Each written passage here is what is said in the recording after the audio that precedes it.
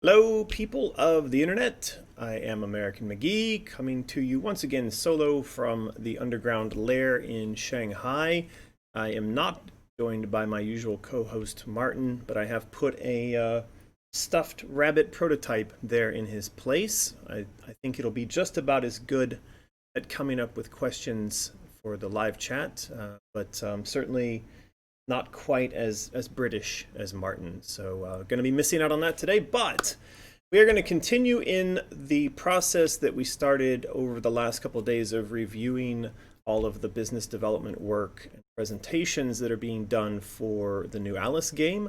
I uploaded the live stream from yesterday to YouTube, and I was thinking perhaps that before we go into the actual review of today's PPT, actually it's a PDF, but before we go into the presentation and the review of what's contained inside the presentation, we could go through some of the comments that were generated by yesterday's review of the executive summary.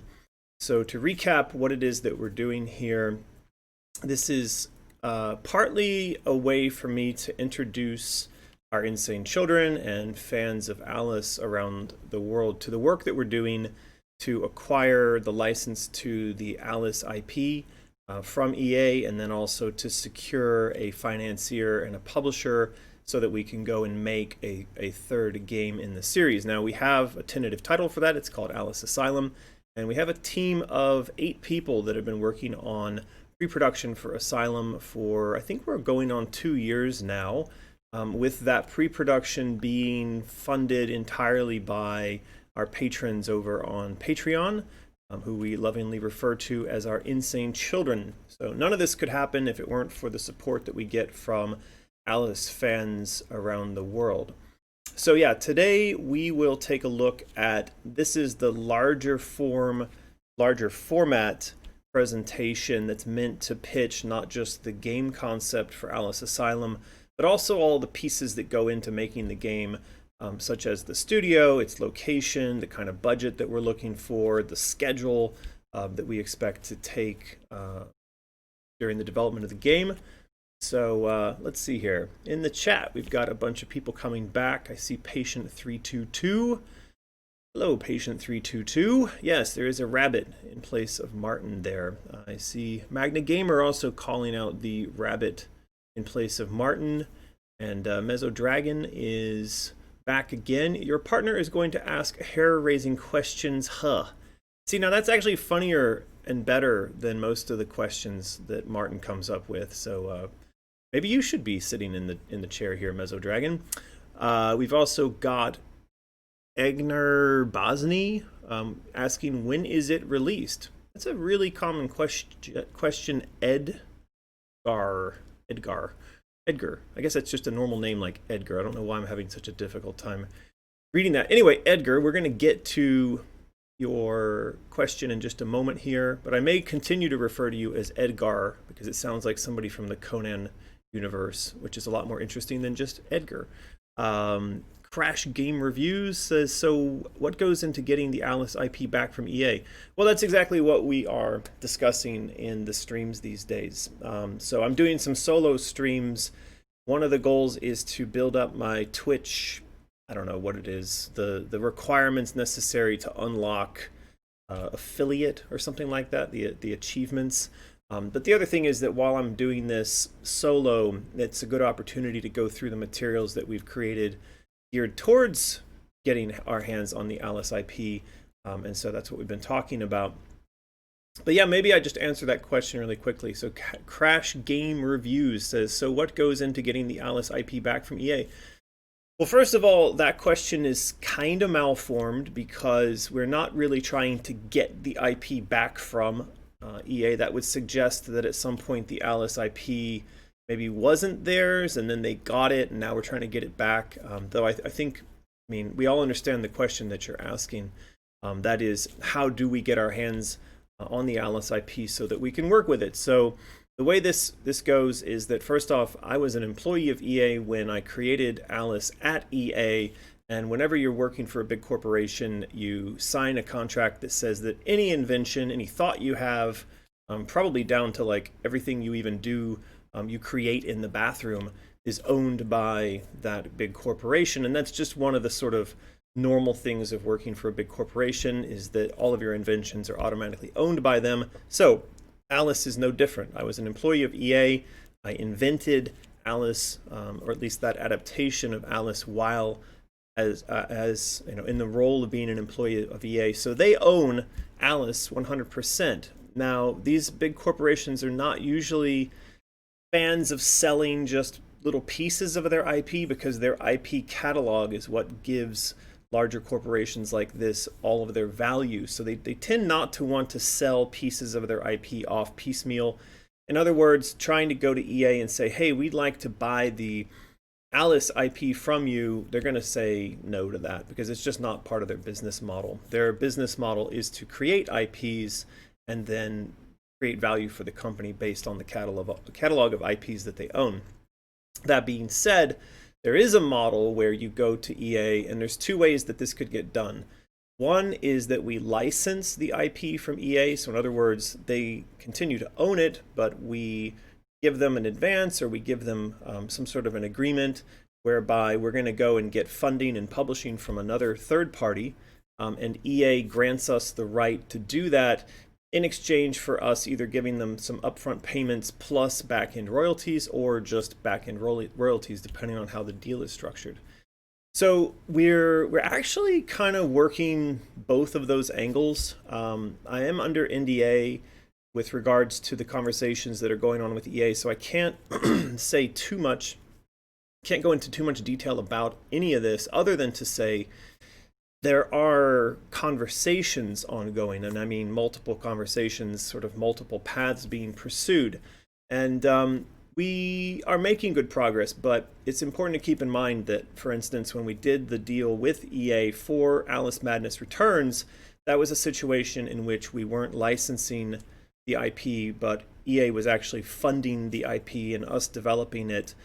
That deal, one in which EA was essentially dealing with itself and us as a third-party external developer, that deal took 2 years to get in place between the game development agreement and all the financing that was necessary to make it happen. It took 2 years. So we are now coming up on the 2-year mark, or maybe a little longer, for the work we've been doing on the business development side for Alice Asylum. And I expect that we could still be in this conversation with them 6 months or a year from now. There is actually a video up on my YouTube. I think it's titled something like "How Long Is This Going to Take?", where I kind of go into a 5 or 6 minute specific conversation about how long this is going to take. So back to the original question that was asked about this. We are working through the process. We may end up licensing, or we may end up funding and publishing through EA or through a third party. But the materials that we've been looking at these days, those are all geared towards that process. And so yeah, I hope that answers that question. Crash game reviews. So we've got a couple of other of our insane children here in the chat. First time being live says, I like sauce, of course. What kind of sauce do you like? Is it hot sauce? Because I like hot sauce. Patient 322 says, maybe in 2022. Actually, there is a schedule in the document we're going to review today. And I think the date may be even a little bit later than that, for when the thing may end up on retail shelves. Liove6 says, this is not related to anything we're talking about today, but I'm confused on why the denial realm is located on the back of a giant turtle. Can you explain the thought behind that?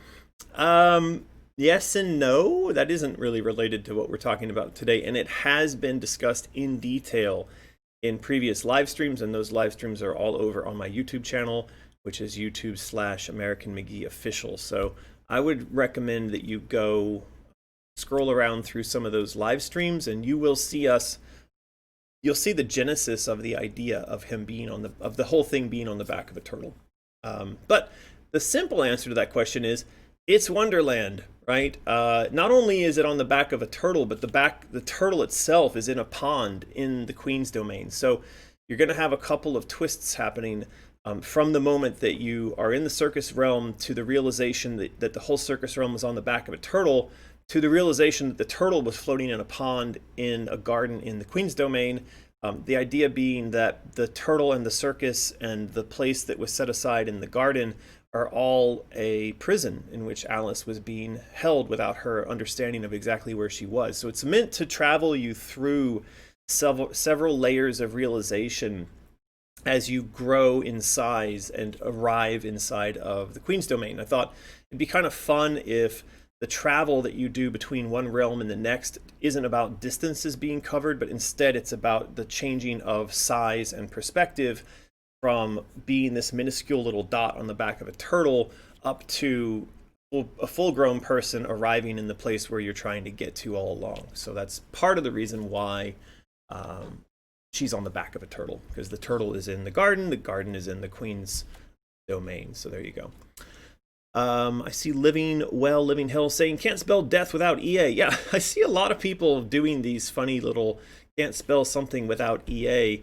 You also can't spell peace without EA. You can't spell deal without EA. You can't spell eat me without EA. So I mean, there's a lot of things you could spell with EA that don't necessarily have to be negative.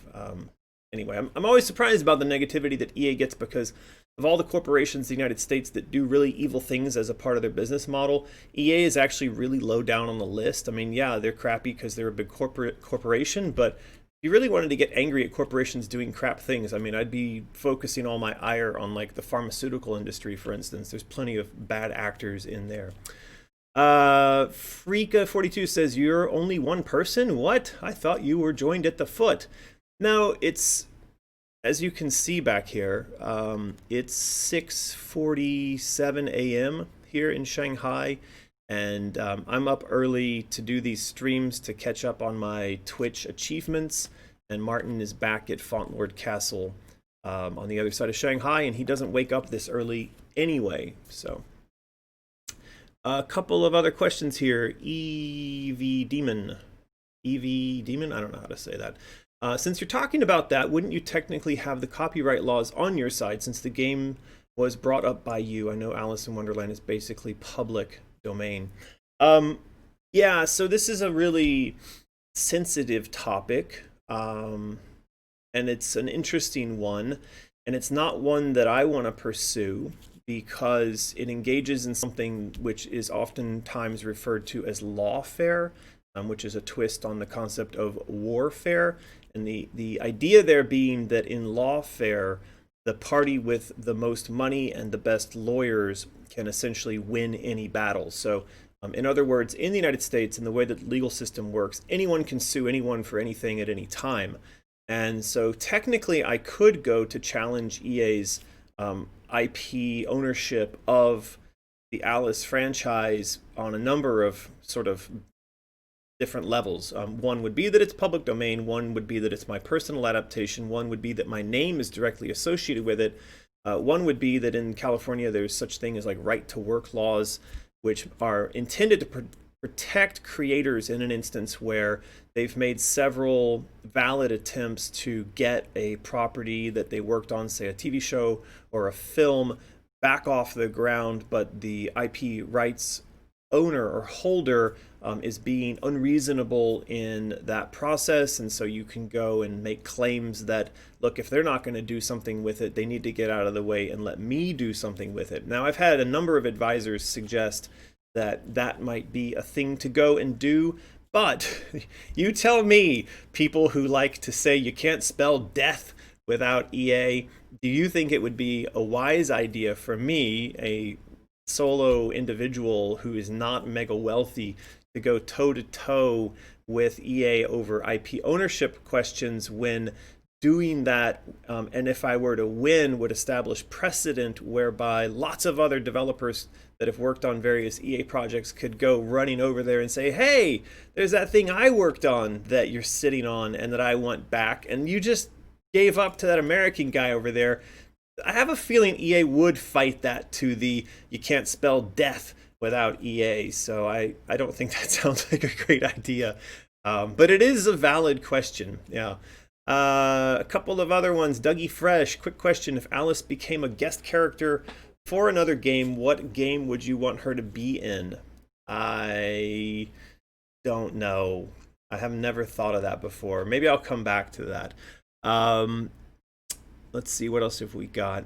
I'm sorry, I should try to answer that question for you. I've just never thought about her outside of her own world, and I don't usually think like that. So, yeah, sorry.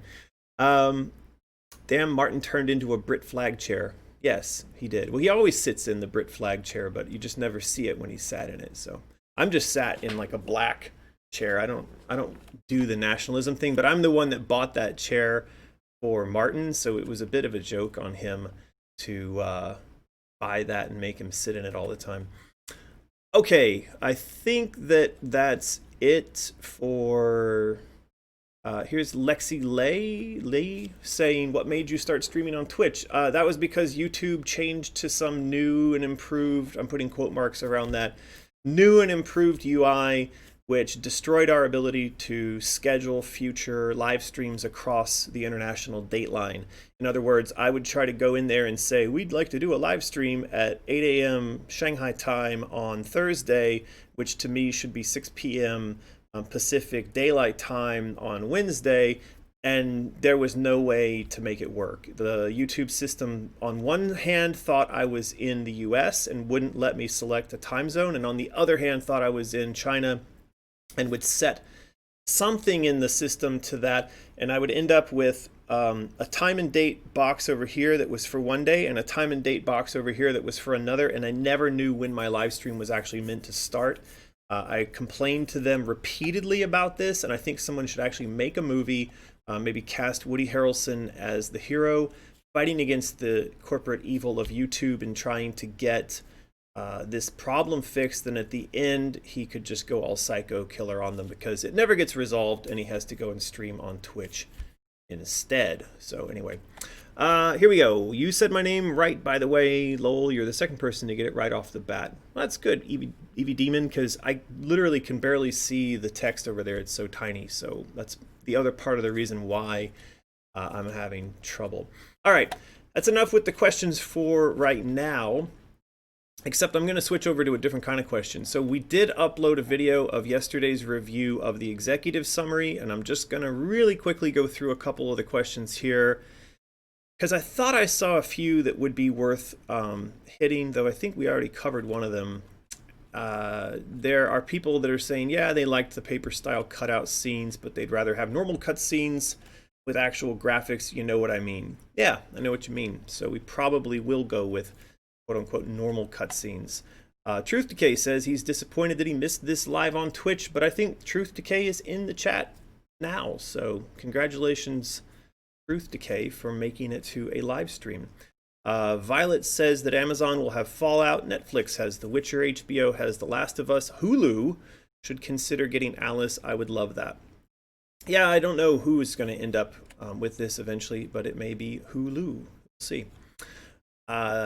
Will the Omega symbol be featured or hidden on the Fool? That is the tarot cards that we looked at yesterday. Yeah, there's a lot of different ways we could go with representations of characters and symbols on those tarot cards. I think once that process begins of defining the tarot cards and the artwork that goes on them, we will be sure to include the community, and that gives everyone a chance to get their input in, because there's a million different ways that stuff like that can go, and there's a lot of artwork to be played with, so it'll be important to get everyone's consensus or the nearest thing to for that. Somebody did upload, Adrian Sanchez uploaded an interesting animation that one of the Insane Children did. It's sort of like a reimagining of my Alice and the Cheshire Cat. So if you go over to my comments on that reviewing video, you could actually watch that animation. I checked that out yesterday. It's kind of fun. I think that there were a few other questions going on here. This person says, I can't wait till 2023. Why? This better blow us away. Yeah, I've explained the why. It's having to do with all of the time it takes to get the license in place. And keeping in mind that if you had started a countdown clock from the first moment where we started working conceptually on Alice Madness Returns to when it shipped, that was like a 5-year start to finish. 1 year where we started thinking about and working on the pitch, 2 years where we tried to, where we were working to get the deal in place with EA, and then 2 years of development. So it was 5 years start to finish. I expect that this process will be quite similar in terms of timing. And I've said many times on Facebook, on Twitter, on Instagram, places where people come at me and they're like, this whole thing is a scam. It's been going on for too long. Show us a demo already. First, I tell them to calm down, and I explain to them what's going on in terms of how this is a glimpse into the process of getting a game up for development. There is that stage that oftentimes you don't see when you're looking at normal projects, and if they continue yelling at me, I just block them. So if you want to get blocked, come yell at me about the schedule. People talking about collector editions, and they want a statue of Alice. I have shown the collector edition boxes in the past that have the Cheshire Cat head and some other busts inside of them, and those are really cool looking. All right, I think that's about it. Someone wrote a comment because they care. Very sweet of them to do that. And a Russian person who got a response from another Russian person. It's wonderful. Felt like there were some actual questions, but now I'm not finding them. So someone says that they loved everything about the style and the artwork. Please don't change a thing. Well, the process we're in right now is all about change. So we will continue to improve on what's being shown here, but I can't promise that we're not going to do things that are changes. So there you go. I think the question I wanted to answer in here was pertaining to the schedule and the process, but we had someone in the chat here ask that question already and solved that problem for us. So there we go. All right, let us jump into the presentation. Now this is the Mysterious Studios presentation, and this is different from what we looked at yesterday. What we looked at yesterday, which is this one, is a shorter format, what you might call an executive summary. Now, if you're interested in what's contained in this, go over to my YouTube channel and watch the video from yesterday. This is something that I expect that an executive at the company that we're pitching might read on their own without having to be on a phone call with me. The larger deck that you see here is something I expect we would step through on a phone call with the relevant parties at the publisher financier that we're talking to. So part of what we're doing today, please comment in the chat. If you're watching this after the fact on YouTube, go ahead and leave your comments in the comments section, and I will read those, because the goal is, does what we're pitching make sense? Is anything being left out? How would you improve this? So page 1, you can see that we rebranded it with Mysterious Studios. That is maybe gonna be the name of the new game studio that we're gonna build, and that's an M with a butterfly inside. I think this is the more recent version of the logo, where Alex has kind of softened up some of the curves in there a bit. So what are we pitching here? We are pitching Alice Asylum. That is the tentative name of the new game, though I imagine at this point we're not going to change that because it's too inexorably linked with the story that's contained within the game. It is a single-player linear narrative game, and it's the 3rd installment in the series. Now, this is really important. I've never been able to imagine a multiplayer component in the Alice series. It doesn't really make sense to me that Alice would be running around murdering herself, or that she might be in combat against other Wonderland characters. And I also think you kind of run into the problem that if you were to build an Alice multiplayer experience, everyone would just want to play as Alice. Now, I think there are funny little ways that you could do a twist. You could suggest that her mind is at war with itself, or you could suggest that, the Wonderland characters go play deathmatch to blow off steam, but it's not something that I've ever put any serious thought into on a creative sort of side. But the other thing to keep in mind is that when you build a multiplayer aspect into any game, it is something that is being done instead of something else. In other words, we can make a single player game and focus all of our resources on that, or we can make a single player game that also has a multiplayer component, and then anything we do in multiplayer means that there's something that got less polish or less developed in the single player game. So, these things don't happen without a cost. And in my mind, our goal is to make the best single player experience that we possibly can. And that, something like a multiplayer component to the game would only detract from that, at least in terms of resources, time, and budget. It is a linear narrative game, so if you've played the previous Alice games, you know what that means. It's got a beginning, middle, and an end. It starts, there's a story. It's much like if you're watching a movie or reading a book.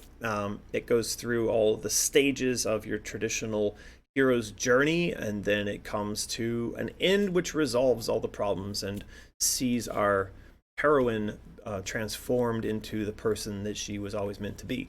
Now, in Alice Asylum, it is a battle of chaos versus order, which is partly what this image is supposed to represent. What you see here is Chaos Alice, and on the other side you see sort of regular Alice. So one is dressed in a dark purple and the other one's dressed in white, and you can see that Chaos Alice has got tentacle arms.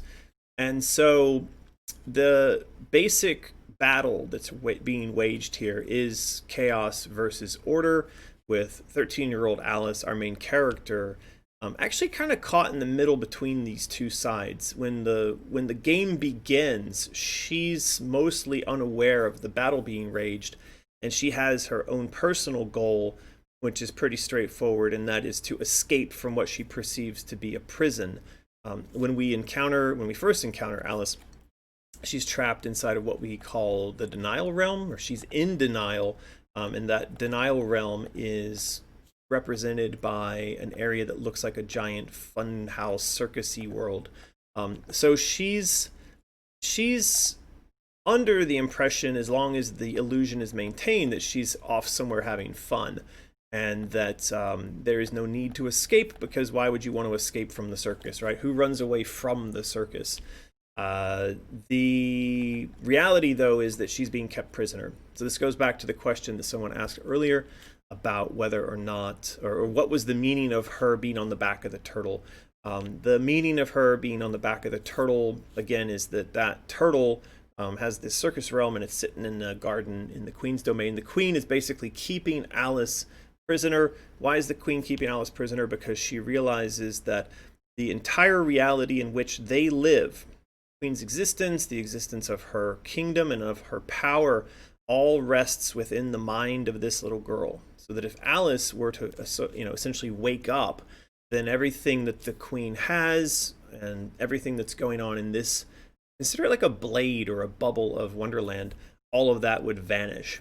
So the Queen has decided that instead of letting young 13-year-old Alice grow up and connect with her adult self and move on, which would mean the end of that existence, that she will instead imprison her in denial. So, of course, all of this is a really strong allegory for the kinds of mental dysfunctions that you and me and everyone else suffer when we refuse to use trauma the way it's meant to be used, which is not to destroy us, but to allow us to grow.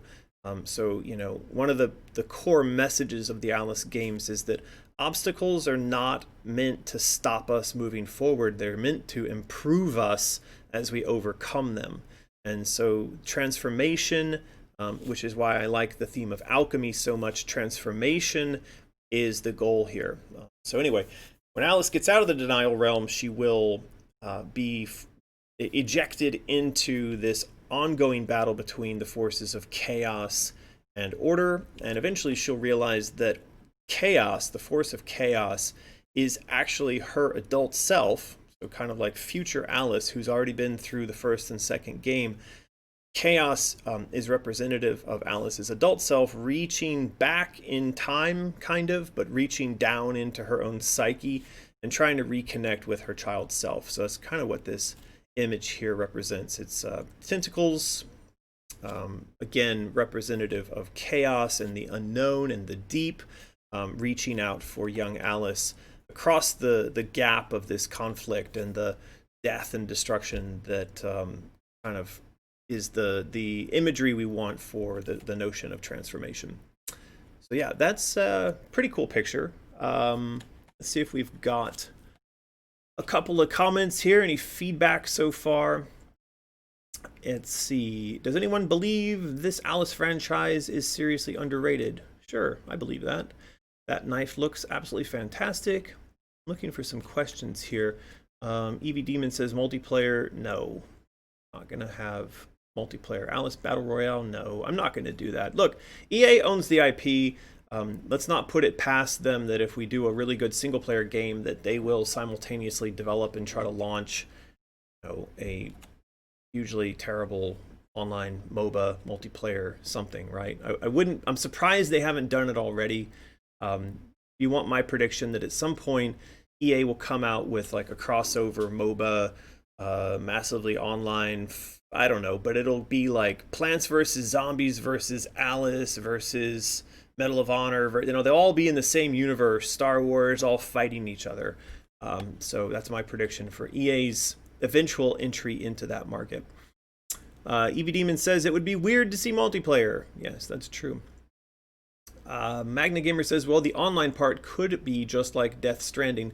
Yeah, that's true. I have thought in the past that having Shadow Alice, I was thinking more like Dark Souls, but having the Shadow Alice representations that you encounter throughout Asylum, have those be linked to the online activity of other players.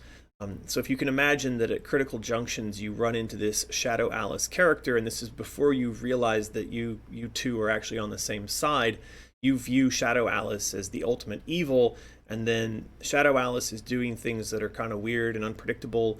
Maybe there's some way to link that up with the other players in the game. Especially if you think about the fact that Alice is also Shadow Alice. One of the thoughts I had was, how could the actions you take within your bubble of the universe, which look like the actions of a person who's on a righteous mission, be perceived by someone on the other side of the mirror as the evil doings of this totally corrupt Shadow Alice? So, trying to figure that out. That has been something that's come up as a discussion in the past, so we'll see. Spooky Ghost Noises says Crimson Art. It's all happening in her mind, says Little Scam. Yeah, it is all happening in her mind. And that's a bit of a concern.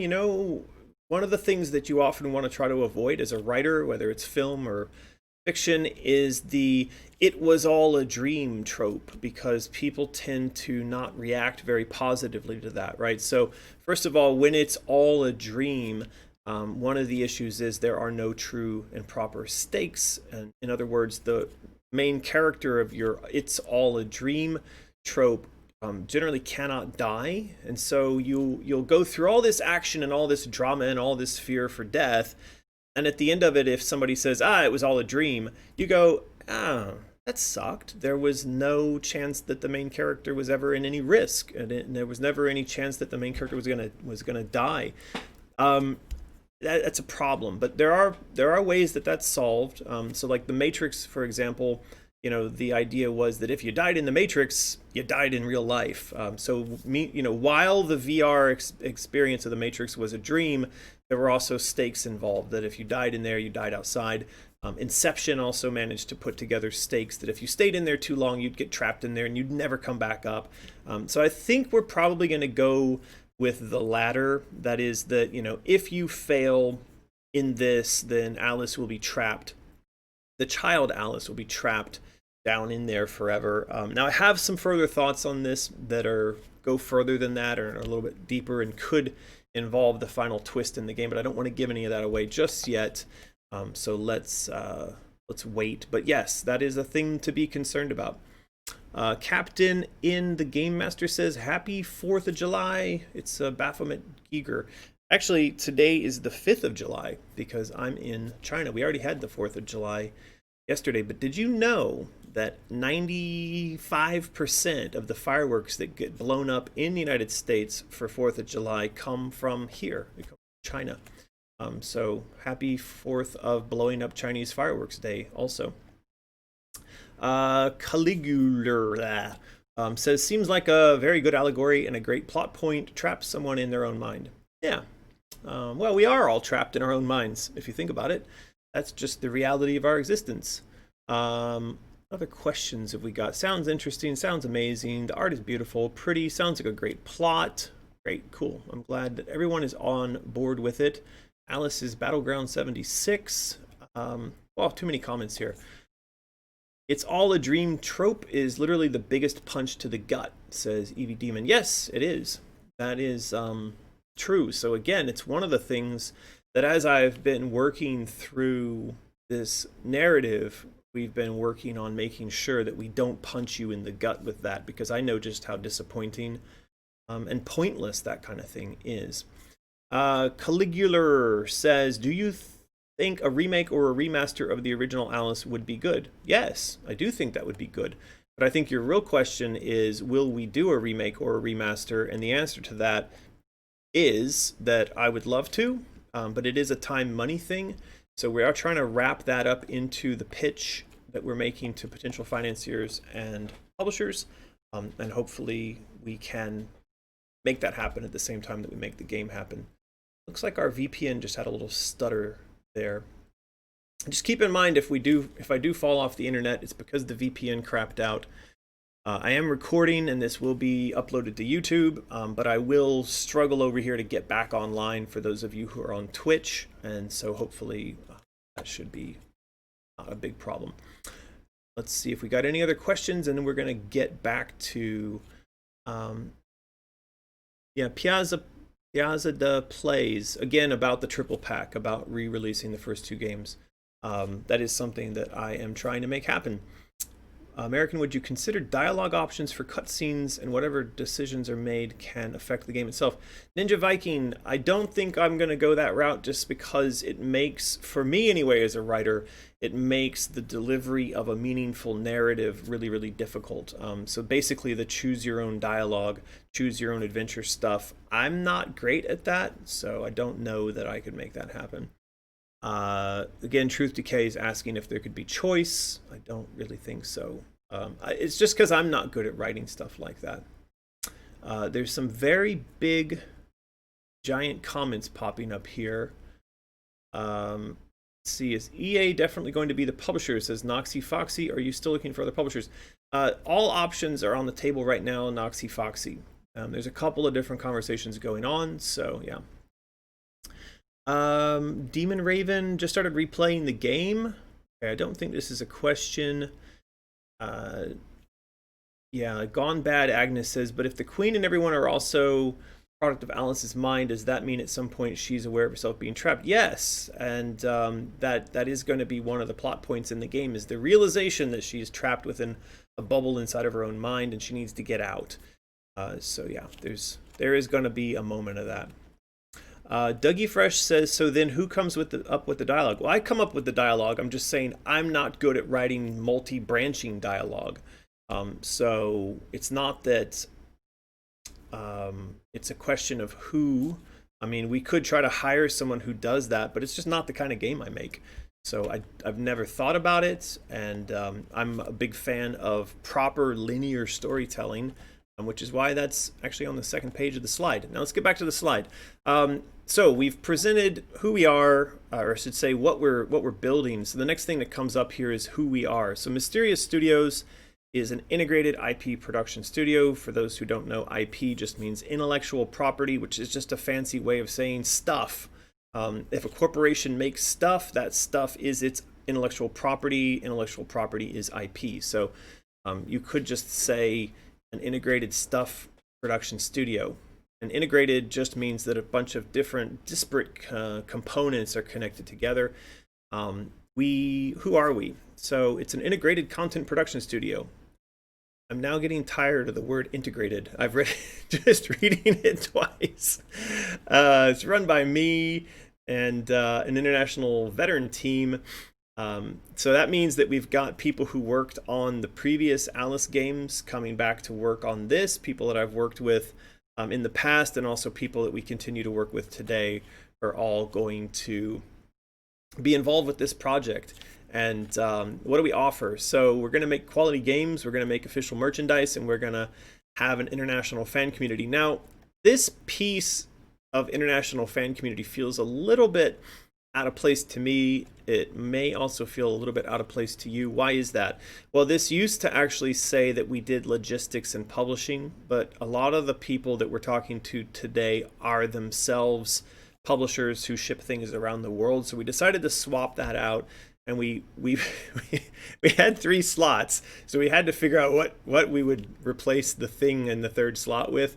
But the international community thing is a very important pillar of what we're suggesting we would do here, and I'll get to that in just a moment. But yeah, basically this slide is just meant to talk about what is the core business. So obviously we're a game studio, we're going to make good games.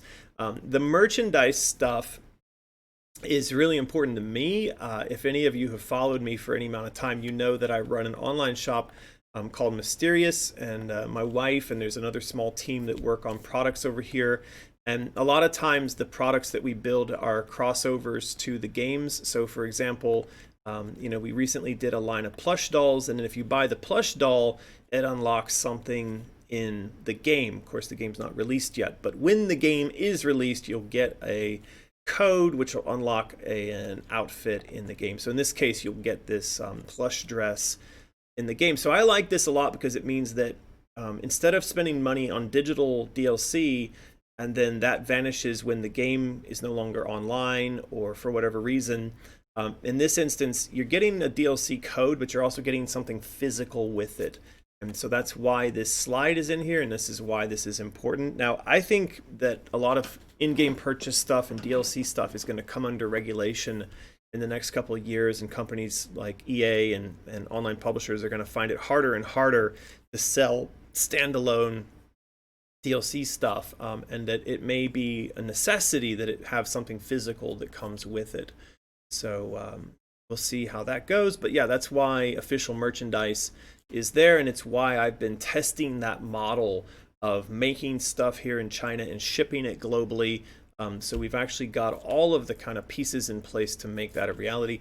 And then the international fan community, we have an amazing group of fans around the world. They get involved with the games, they love the merch, they do cosplay, they do fanfics, they do art, they do tattoos. So we'll definitely be highlighting that as an important part of what the studio actually engages with is having the community really involved with all of this stuff. Again, the community, if you see what we're doing on Patreon, it's something called crowd design. So every time we do a design, we do a piece of art like this queen design, we share that piece of art with the community, with our insane children, and we get their feedback and we get their input, and they tell us how to make this stuff better. They tell us what their expectations are, or if their expectations are being violated.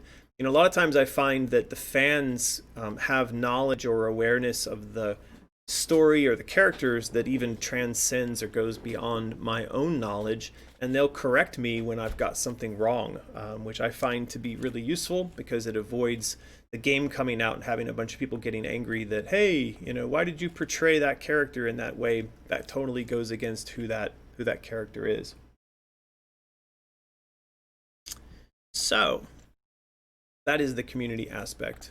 And that's part of what we're doing here. I really think that the games industry owes it to gamers to open the kimono, as they say. In other words, I'm not going to expose myself to you, I promise. But I think that there's a lot about what happens inside of the development and marketing of games that is hidden away from the community that would actually benefit both the community and the developers and the publishers if it was brought into the light and made more inclusive. So that's another reason why this is a big pillar of what's suggested here. So this also talks about where we're going to operate.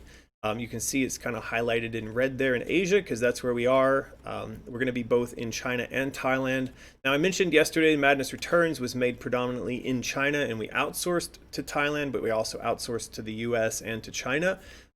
In the time since Madness Returns was development of games in China has become incredibly expensive. So a lot of companies are moving their operations either to Western China, to places like Chengdu, or they're moving to other countries in Southeast Asia like Vietnam or Thailand. And so we have a lot of access and friends in Thailand We've gone over there and met with the necessary government agencies, and we've explored how we would set up a business there and how that would benefit a project like this.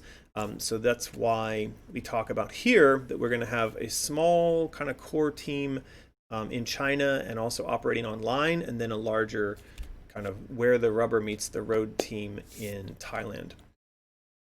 Any questions in comments here? Let's see. A lot of stuff has been scrolling by. Let's just make sure. See you next day, guys. Says, isn't it 7 a.m. there? Yes, 7:20 to be exact. It is up early. I am up early. I'm up early every day. I was up at 4 a.m. today. I don't know what is wrong with me. I go to bed at 9 p.m. and I wake up at 4 a.m. and that's just the way I am. Magna Gamer says, do you like being known as the only creator of this Alice series? I don't think I'm known as the only creator of it. There's a lot of credit, and it's oftentimes that I make sure that when the credits roll, my name is not the first name on the page. If you go look at the credits for Alice Madness Returns as an example, the credits are done in alphabetical order. And who is it that demands that they be done in alphabetical order? It's me.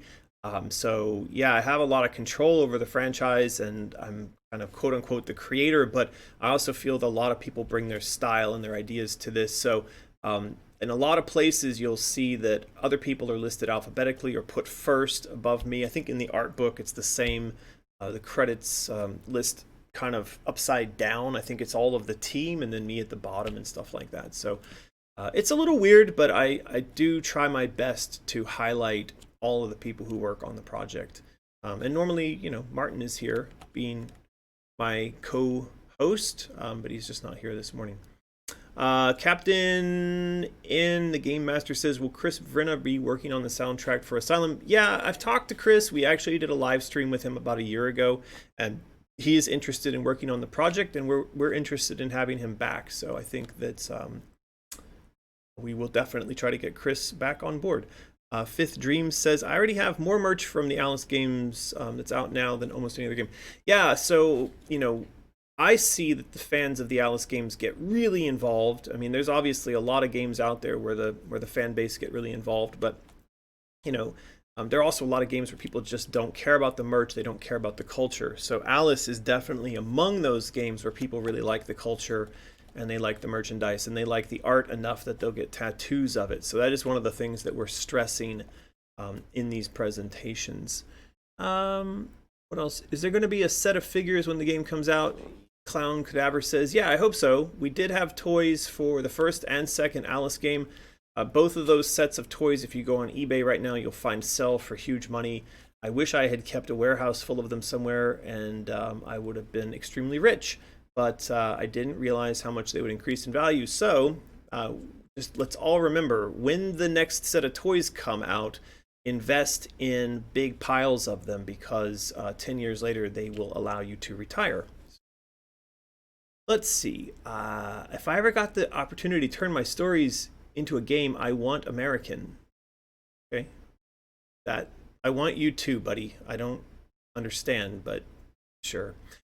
Selena Cosmiga says, are there any of the staff members from Spicy Horse plan to work in the development? Yes, and they are already working on the development. In fact, Joey, who's one of our concept artists from Spicy Horse, is on the pre-production team for Alice Asylum. And Adam Lang, who is my former business partner at Spicy Horse and was the COO, the Chief Operating Officer of Spicy Horse, he is on board for this as well. There are a few more that I can't name just yet, but yes, we are bringing back a number of Spicy Horse people for the new project. Truth Decay says, do you expect to be able to continue running Pirate Jam when the game is in full production? Yes, I do, because Pirate Jam, takes a few weeks out of the year, but I would, like when we were doing Madness Returns, I was taking that time off as well to go sailing.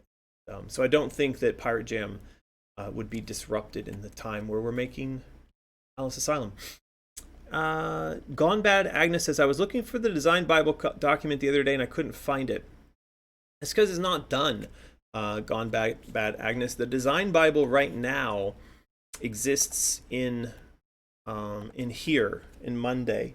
So it's the thing that we are currently working on. And you can see there's a lot of this stuff that's marked as to be started for the design Bible itself. And that those things we have to finish up make all these things green in here before a lot of these assets can come back and be put into the design Bible. Now, I mentioned the other day that you see a lot of stuff here not marked green, but actually could be marked green if we went and pulled all this content out of the previous work flow process system we were using called Trello. So we have a ton of art in Trello and a lot of progress that's been made towards the things that are necessary for the design Bible, but they just haven't been migrated over yet.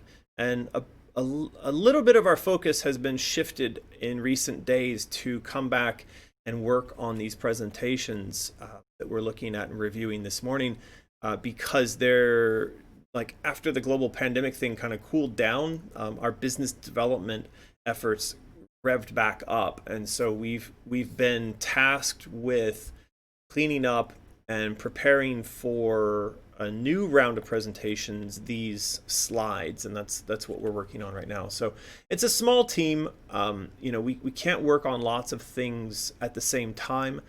So right now, everyone's effort is actually going into these slide decks, and then we're going to go back, or the team will go back to working on the things that are going to go into the design Bible. Let's see. So my Magna Gamer says, my bad. I meant, are you okay with being known only as the creator for the Alice series rather than a great game designer? I feel like that's sort of a veiled insult, but that's fine. I did win not only a Game of the Year award for the Alice series at one point, but I also won a Worst Game of the Year award for Bad Day LA. So I think that's a distinction that is much more interesting than like always winning all the great awards, is winning like the worst awards and then winning the great awards as well. Why is that? Because I think unless you're failing, you're not really trying. And I'm just as happy being known as a sometimes failure as I am being known as the creator of something like Alice that a lot of people really enjoy. So nice question there. Is the Red Queen going to be Alice's sister / her? I can't remember. Was that just for the story? No, I think the Red Queen is just the Red Queen. But I think what you mean is there a hint of Lizzie contained within the Red Queen? And I think the answer to that is probably no. If anyone is hinted at in the character of the Red Queen, it would actually be Alice's mom, not the sister. So any other questions here before we move on? So Iron Eichelin says, will the entire game be young Alice, or at some point will we play as adult Alice? I believe that the entire game is going to be just young Alice. I don't expect to see us shifting perspective to adult Alice. In fact, spoiler alert, but you won't even have an awareness, or you shouldn't have an awareness of adult Alice until almost the complete and total end of the game. So yeah. Fifth Dream says, any plans for Akinero server to come back up someday? No, Fifth Dream, I don't think so. A lot of the assets and knowledge around those projects has been lost, so don't think that that's gonna be something that comes back up. Okay, let's go on for more of these slides. Okay, the next slide here you can see is all about the Asia Pacific region and the fact that it's booming, and that is true. The idea that Thailand and the surrounding areas are poised as cost-effective global factory for stuff, digital assets, creative assets, is very true. Again, this goes back to the point I made about the Chinese economy. The fact is that, if you were a worker making games back when I first came to China, which was nearly 15 years ago, that's like 2004, that at that time, a person making 3D models for games working in the Shenzhen, Guangdong province area was making less than $500 a month as a 3D modeler. 15 years later, it's not uncommon that a 3D modeler is making $5,000 a month. Same is true for people who are the programmers on these games, or the effects artists, or the animators. In effect, everyone's salaries have been multiplied by a factor of 10, but it's not like everyone's driving around in Ferraris all of a sudden, because inflation has also driven up the cost of food and clothing and housing and you name it, any sort of consumables or any sort of assets.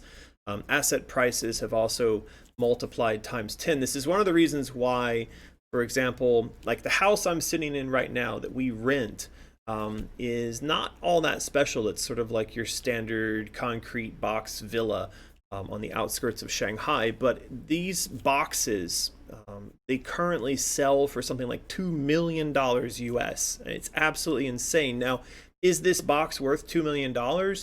No, it's absolutely not.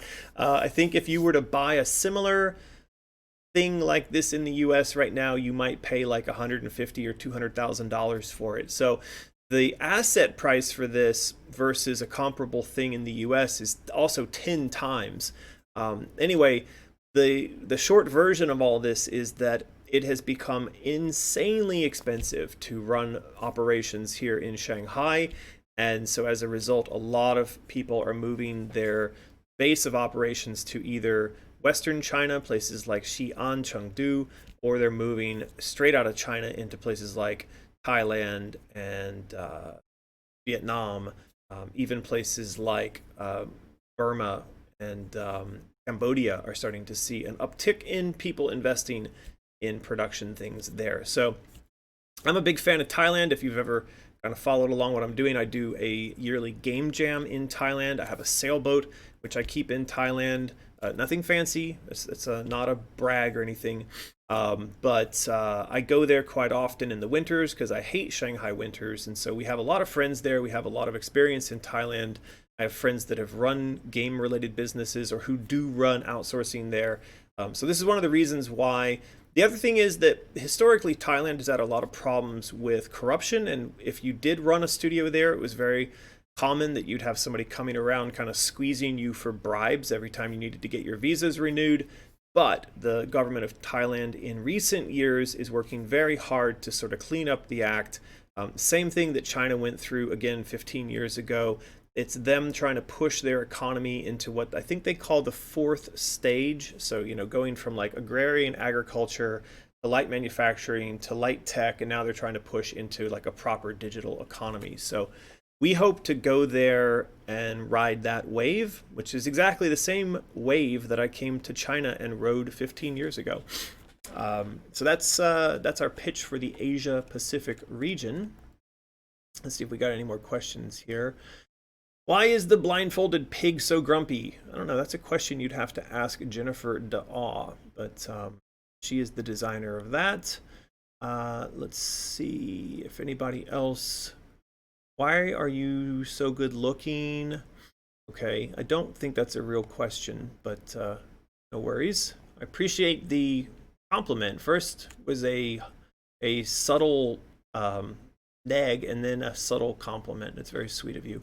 Moonstrobe says, I'm sorry if people have asked 1,000 times, but will the game be on Origin? How far through development are you, and do you have a release date yet? Yeah, actually, Moonstrobes, you're a bit late to the stream. That's exactly what we've been talking about. So I recommend that you will maybe want to go over to YouTube after this stream is over and rewatch this, because I am recording it and I will upload that video and it has the exact answer for you in there. All right. NX Holly Diver says, just move your operations to Antarctica and wait 15 years to sell your igloo for like 1.5 million. I like that. Are we going to be getting a coloring book for Alice? Yes, Clown Cadaver. I think we would like to do that for sure. All right, let's move on to the next slide. So again, this is just a bit of art inserted into the pitch.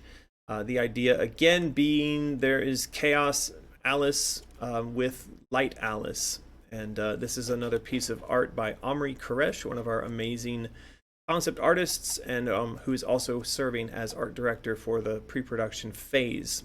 So these just kind of offer a break in the conversation that we're having while we're giving this pitch. So next page deals with just the concept of the fans around the world. You know, nothing terribly surprising for those of you who are watching this stream right now, but we do have to explain to the party to whom we're pitching what it is about Alice that makes these fans so engaged. So we really try to go hard at the fact that Alice fans want single player, they want linear, and they want story-driven games. Now, a lot of times when we make these pitches, people come back and they say things like, hey, our company is really well known for online games with loot boxes. How can you align Alice with online games with loot boxes? At which point I hang up the phone because I'm not going to have that conversation with them. But I do emphasize in all of these again that Alice fans like physical collectibles, they like cool game packaging, and they like hefty, high-quality merchandise. So that's a big point of sale on this particular slide. Now, I think later on in this deck we have some pictures of Alice fans, like cosplayers in the Alice dresses, and also people with the tattoos. There's a lot of people out there who get tattoos based on my version of Alice, which I always find is a wonderful compliment. Next one is just an overview of Alice Asylum itself. Like, what is it?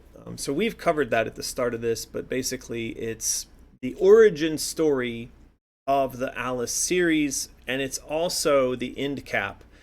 So one of the things I think that's interesting about the way that this story is going to unfold is that we tell where it all began and in the time prior to the first game, but where our hero walks away from the ending of all this is actually the end cap after Alice Madness Returns. In other words, this starts the story for young Alice, and it finishes the story for adult Alice. So that's, I think, quite interesting. I don't know. You tell me in the chat if things like this, if you've seen things like that in other stories before. I'd be curious to know. But we will start with the fire that destroys her home and family, and this is all going to take place in a period, again, that's after the fire, before the first Alice game. In fact, there's a period of time, a stretch of years, where Alice is in a coma, and I think it's almost like 9 years. This game takes place inside that 9 years where young Alice is in a coma. But what you're seeing in terms of who is Alice in this game, it's adult Alice looking into herself and seeing child Alice going through all of this adventure. So this will be the start of, or this will lead up to the start of AMA, but again, it also caps off the end of AMR. And it is wrapped around the stages of grief. So this is the Kubler-Ross stages of grief is one model you might look at, but it's going from shock to denial to anger and bargaining all the way through transformation. And this is all based on my continued kind of playing around with the themes that are presented by people like Carl Jung and the other German Freud. There you go.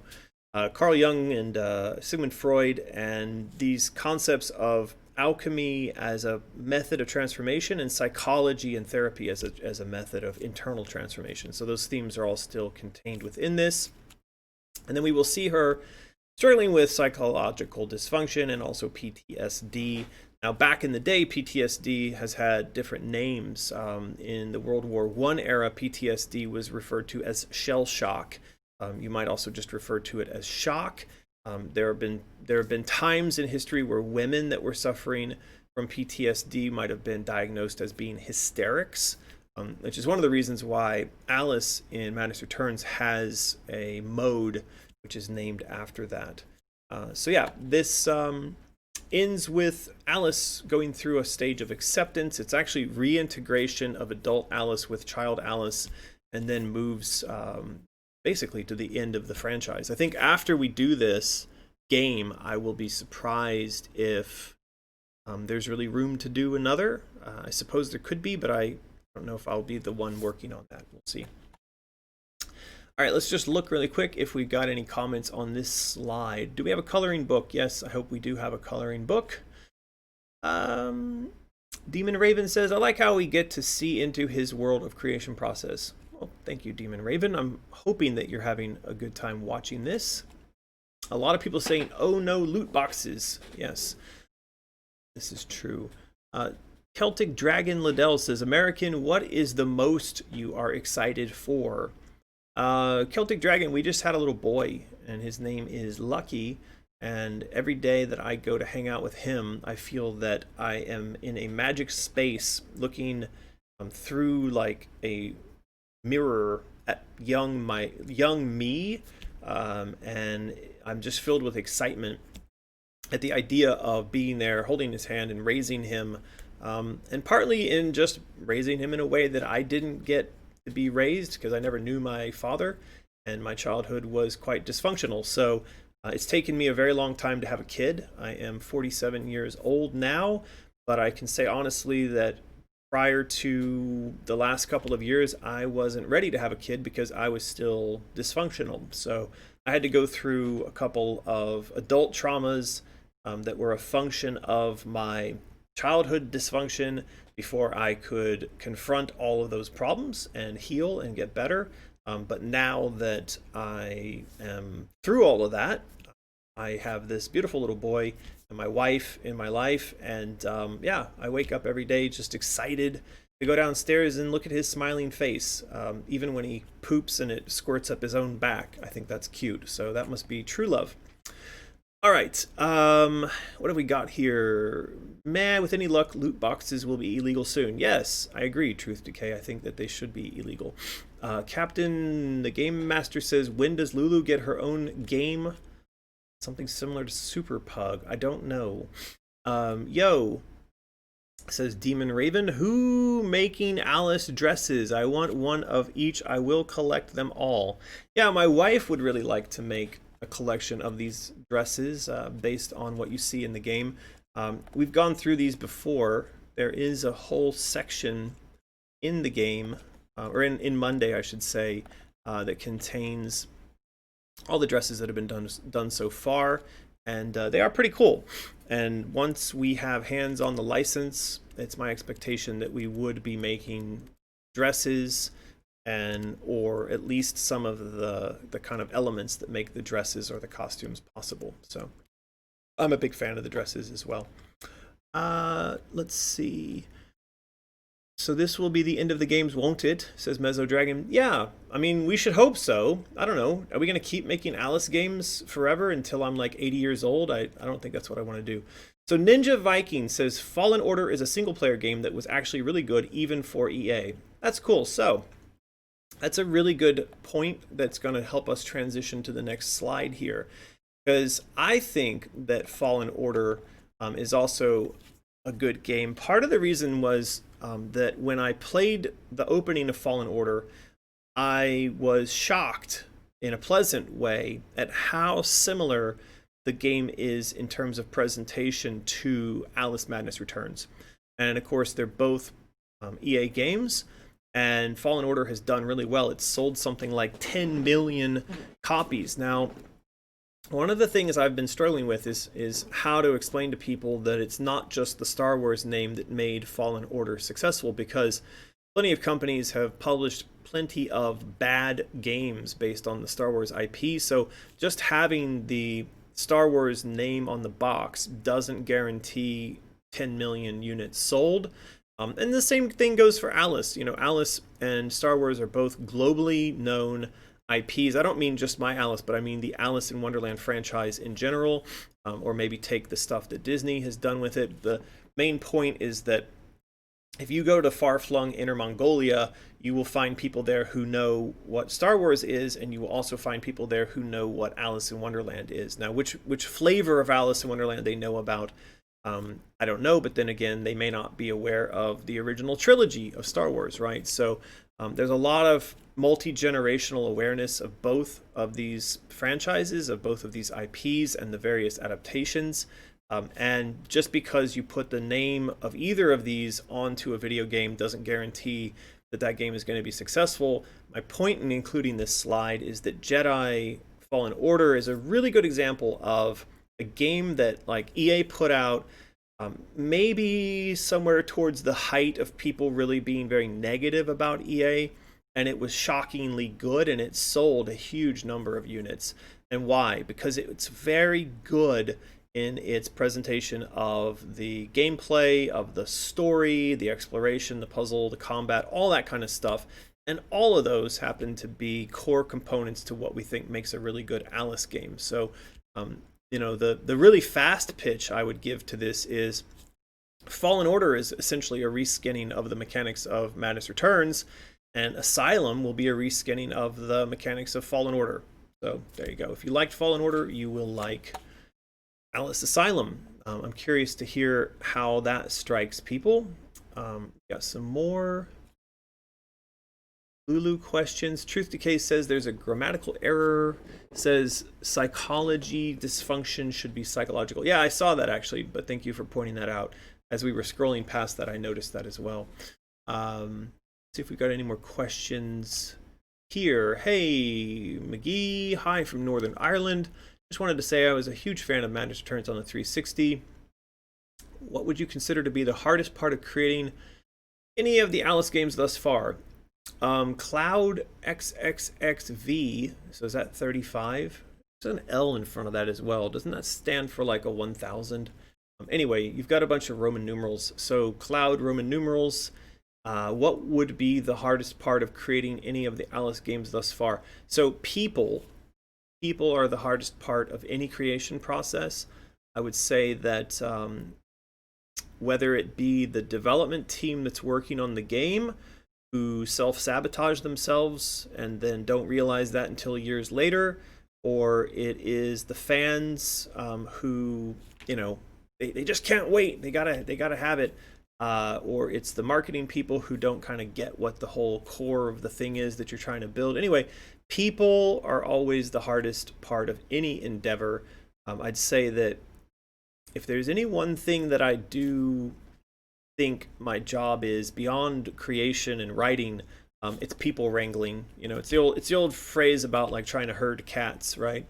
So I guess I'm a writer / cat herder, because all of this is about people, and people are generally about influence and persuasion. So in order to make things like this happen, we have to be really good persuaders. I have to be able to persuade somebody to give us a bunch of money for the development of the game. I have to persuade a small group of pre-production people to work at a discount for however long to do all the art so we can get that part of the process done. And then I have to persuade a bunch of people to come together under the banner of a new and untested game studio.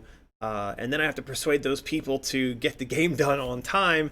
And then we have to persuade people to buy the game when it's done. Of course, we hope that it's a good game, and it does that by itself. But the hardest part of Alice games thus far is people. And I think that that's true of most endeavors in life. So let's see if there's any other questions we can address related to these slides before we move on.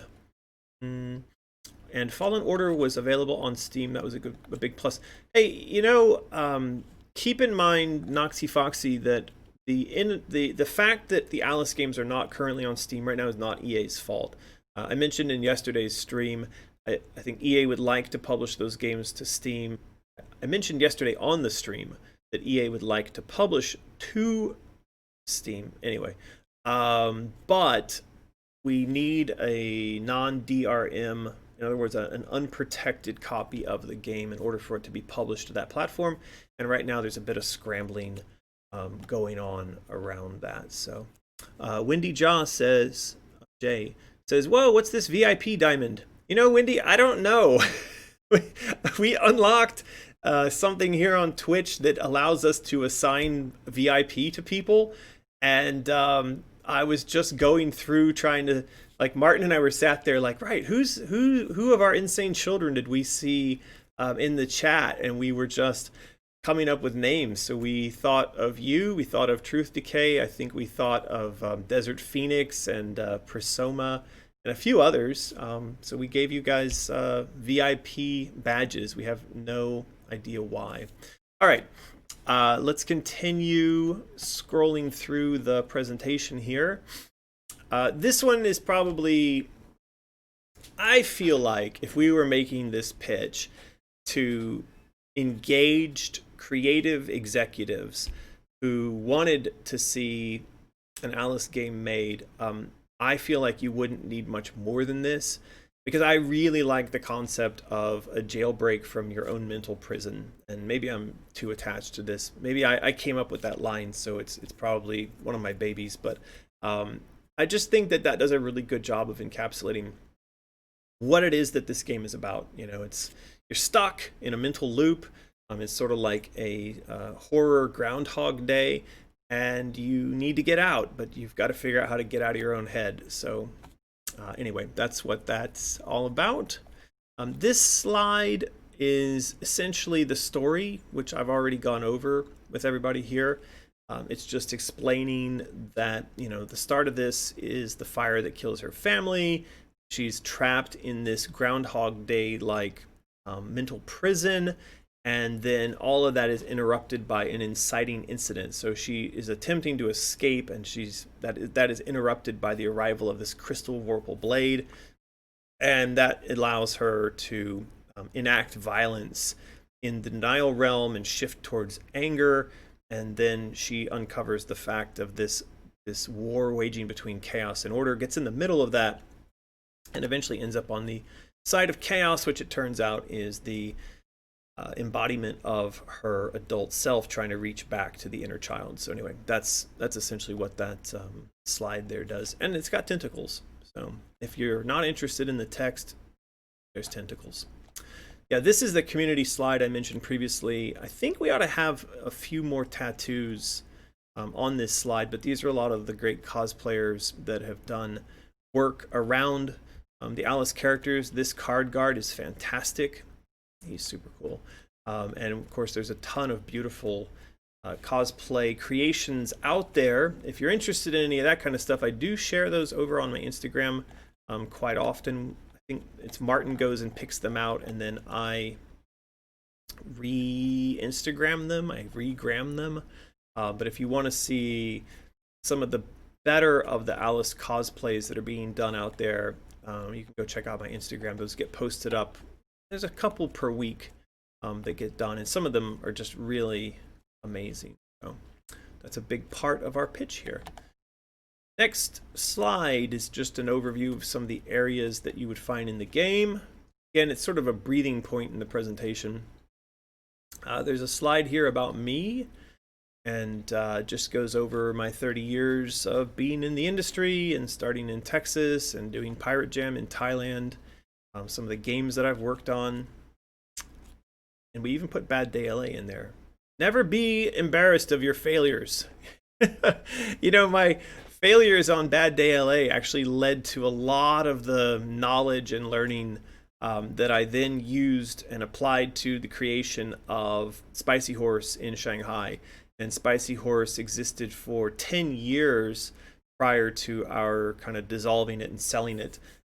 So there were a lot of good lessons learned on the mess that was Bad Day LA. So always put your messes to good use. Somebody in the chat saying, where is Scrapland? You know, that's a common misconception that I had anything to do with Scrapland. It's American McGee Presents, and it was actually published by the same company that was behind Bad Day LA. But my involvement on Scrapland was as nothing more than a high-level consultant. In other words, before the game came out, I played it a bunch, and I provided a lot of notes on how to improve it. But the design and the production and development, all of that was handled by a studio in Spain called Mercury Steam. And the guy that was behind it is called Enrique Alvarez. So if you go over to Twitter, I think you will find him. If I can find him on. Yeah, I'm not doing a good job. Anyway, it's somebody that I follow. There he is, Enrique with a C. So if you want to know about Scrapland and what's up with Scrapland, because I know that they are actually working on republishing Scrapland. So go over and follow Enrique. He's Enrique underscore Alvarez over on Twitter.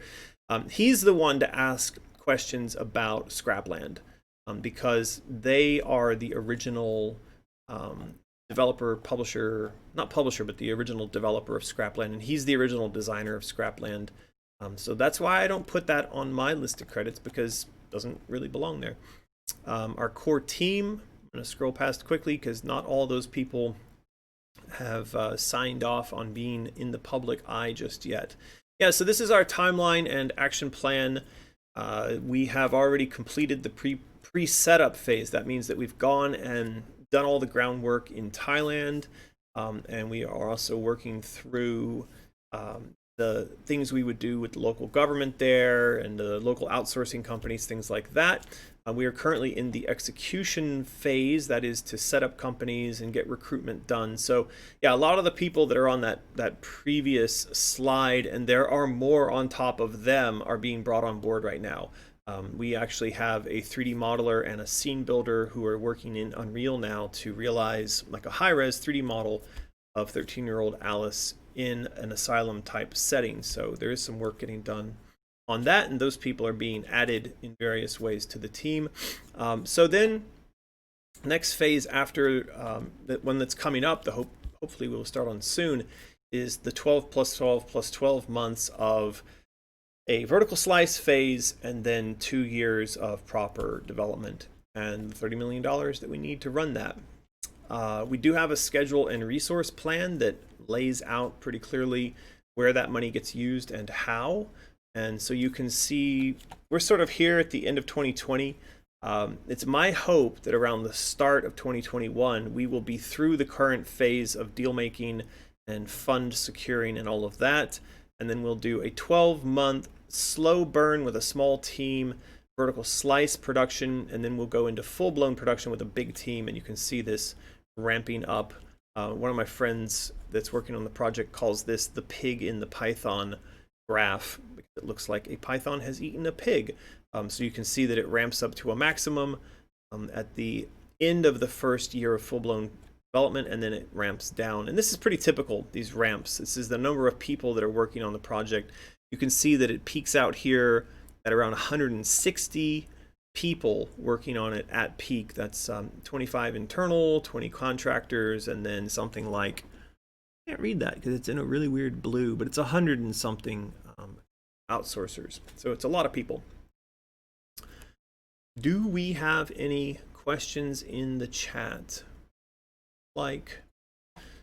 Yeah, so Cubertoy says, yeah, but also see how incredibly relevant Bad Dale is today. Yes, it is incredibly relevant. I made this point on Twitter the other day. So one of the reasons that I made Bad Day LA is because we were in a period of time in the United States that was marked by George W. Bush coming out and saying, if you're not with us, you're either with us or you're against us, and put food on your family or something. Anyway, I was really unhappy with the way politics in the U.S. was going, especially as it was pushing for war in places where I didn't think we ought to be going to war. And there was a period of time there where everything was about these terrorist threat levels. Everything was bad all the time. We were all going to die. And all of that fear was being used to push all kinds of crazy agendas related to war, related to the Patriot Act, to the destruction of our individual civil rights and our amendment rights, and also to things like mass surveillance on American citizens or incarceration without sort of justification. So there was really crazy stuff going on in terms of the destruction of our rights and the destruction of property of individuals around the world. That was the impetus for making Bad Day LA, was to highlight this fear culture at a time where fear was being used to destroy things. There was a kind of phrase back then of creative destruction. I left because of it. I was tired of it. It was making me feel stressed out all the time. And I originally moved to Hong Kong, and I got away from it. I stopped tuning into the news, but I decided to make a game that was a bit of a commentary on that. That's what Bad Day LA was. As Cubertoy says, it has some issues, but the intentions were good. So it's weird. Bad Day LA has terrible review scores, and it won a Worst Game of the Year award. But if you go look at its Metacritic score, I think it's like a 79 or something. So like fans actually like it a lot. It's just that the reviewers didn't like it. Go figure. Let's see. Why isn't it being funded by a studio? The first was awesome AF. Yeah, well, that's why we're here. That's why we're doing this stream. That's why I'm going over this pitch deck.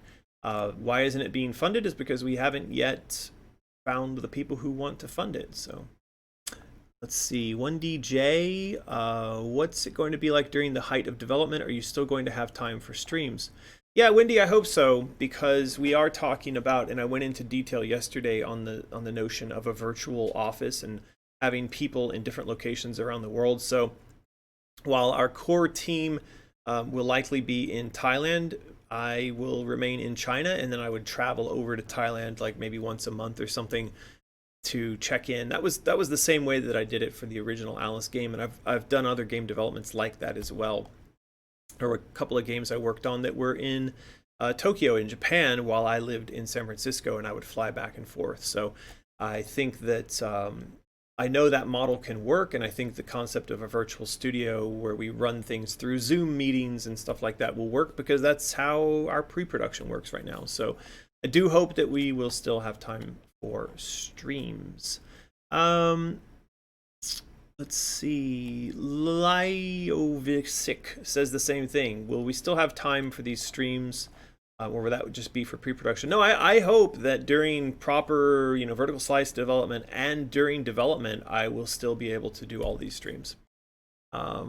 So Holly Diver says, sorry if this is a noob question, but what are the main differences between Asylum and the first game? Both seem like origin stories. Well, the first game was a sort of origin story, but this is like the origin story. I did do the full-blown kind of story pitch earlier in this stream and also yesterday, so I don't want to do that all over again because it'll kind of bore to death the people who have been here since a little bit earlier. But this is not just the origin, it's also the end cap. It's the finalization of the overall narrative. So there you go.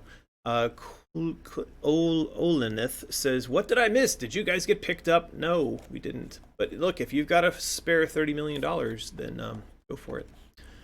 You are more than welcome to pick us up.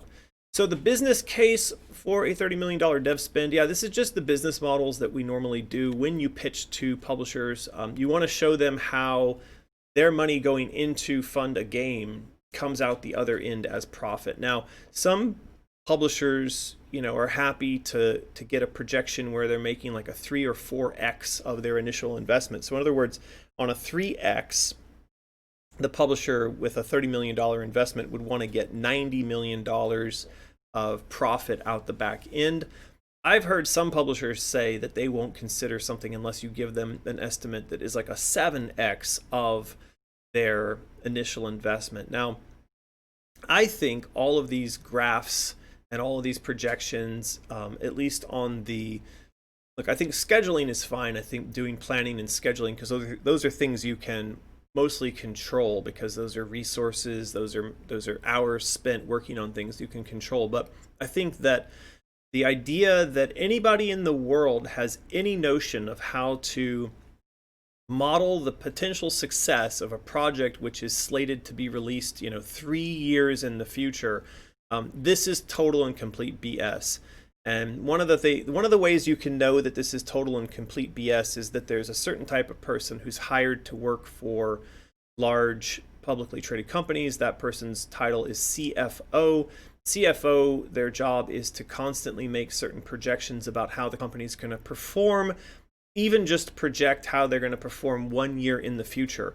But if you've ever listened in on the stockholder calls for any of these publicly traded companies, you'll find that more often than not, they are explaining why they missed their projections. Why is that? Why is it that so many companies are so bad at projections? Because we as human beings are terrible at projections. We have no way to predict the future. If there was a CFO out there who could actually predict those kinds of things, that guy would be like a multi-billionaire off of his predictions, and he wouldn't be the CFO of some company somewhere making terrible predictions. So that all being said, it's still the case that when you go to make these kinds of presentations, it is demanded of you that you present one of these graphs. Now, the really stupid thing about these graphs, and these projections is that you could literally reskin this with Pokemon or Hello Kitty or The Sims or almost anything and get the exact same numbers on the page and be just as justified in claiming that you were going to 3x or 5x or 7x the budget money into profit. It's all smoke and mirrors and nonsense. But the one thing that we did do that I thought was kind of fun, that I did ask for, is that these three columns are usually listed as low, medium, and high in terms of the projection amount.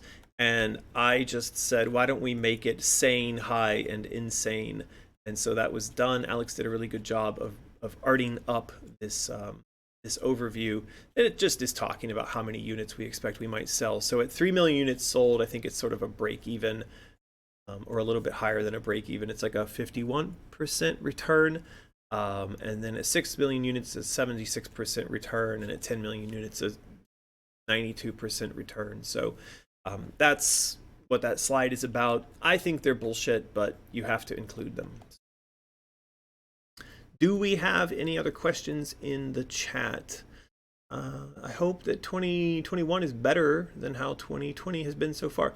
Yeah, Dougie Fresh, I hope so too. My hope is that a lot of the fear and the craziness that we're seeing right now is just a natural function of it being an election year in the United States. And I think my hope is that come November, whatever the outcome of the election, we'll shift away from it's the end of the world back to just whatever the localized drama is in American politics. So yeah, let's see how that goes. Let's see, any other questions? By being Alice Asylum a prequel, will there be any reference to the ascension of the Madness train? Crimson D Art, I feel that question is slightly malformed. I'm guessing you're talking about the train from Madness Returns? But that question of where that train came from was pretty much answered in Madness Returns, and the train was defeated. So Asylum doesn't really need to address that. No. What else do we have? No more Alice after this. No. This whole document is super cool. I will never complain about game prices. Okay. We are the most patient community. Well, you are all mental patients, so that's being human for you, says Dougie Fresh. All right, so Clown Cadaver says, how's the mysterious makeup coming along? I did address this yesterday. It did get a big slowdown because of the global pandemic. That actually put a lot of the factories here in China kind of semi out of business for a few months, but things are now getting back to normal. And Yen is working now with the factory.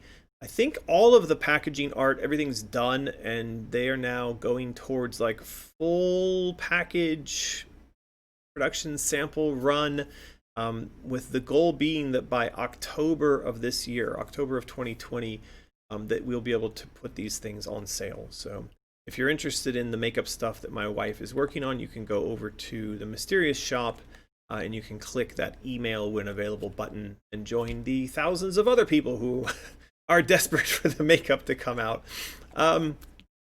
Any other questions do we have here? Okay, I think we're almost at the last slide, which is good because my voice is starting to go out. So the last slide is essentially just a, call to action for the people who are being presented with this pitch, and it's saying that we should strike while the iron is hot. The reason being that Thailand of today is much like China was 20 years ago. Again, this goes back to what I was saying at the start of the stream about how how Thailand is currently going through a sort of Thailand 4.0 innovation revolution, and they're trying to get more digital industry, creative production, things like that into the economy. And they've actually built up this Eastern Economic Corridor, which we went and visited not that long ago, and that's where we think we would put this new studio. The EEC just offers a bunch of protections and advantages to people who want to bring business there.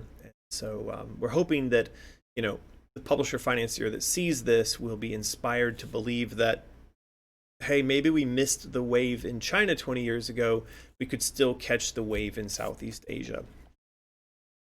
And I think that's about it. It brings us to the end of presentation. A little bit of art at the end there. And there you go. So we're going to wrap this up. I have gone through both of these presentations. If you missed, again, the presentation we did yesterday on the executive summary, which is this one here, that video is already up on my YouTube channel. So if you're watching this right now on Twitch and you missed the beginning of this stream, you can go over to my YouTube channel and watch yesterday's stream with that there. And then right now I'm recording this one. So if you're watching this on YouTube, I hope that you didn't think this was a live stream and you're live commenting in the comments, because that's not a thing. So don't do that. Anybody have any other questions about the presentation, about Alice Asylum, about the timeline, about anything else? If not, I'm going to go run away and play with my kid. We've got a couple other comments here. I missed quite a bit, but I didn't even notice you moved to Twitch.